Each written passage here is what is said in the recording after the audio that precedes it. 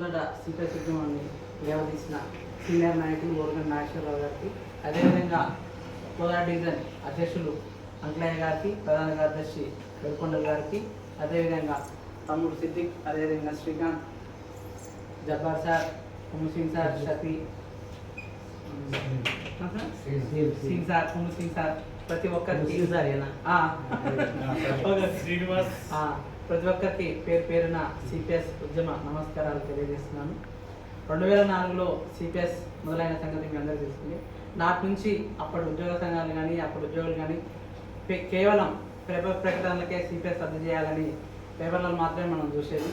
ఎప్పుడైతే 2014లో తెలంగాణ ఏర్పడ్డ తర్వాత నాటి నుంచి 2016లో టీఎస్సీపీఎస్సీ సంఘం ఏర్పడడం జరిగింది.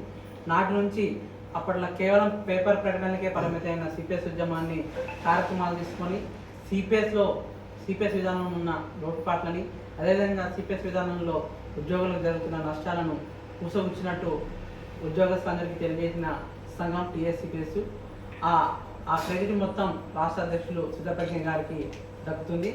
ఆ సిద్ధప్రజ్ఞ సార్ అనేవాడు తెలంగాణ రాష్ట్రంలో దేశవ్యాప్తంగా NMOPS, national movement for old pension scheme అని ఒక సంఘాన్ని స్థాపించి దేశ ఉద్యోగులకి సిపిఎస్ విధానంలో ఉన్న నష్టాల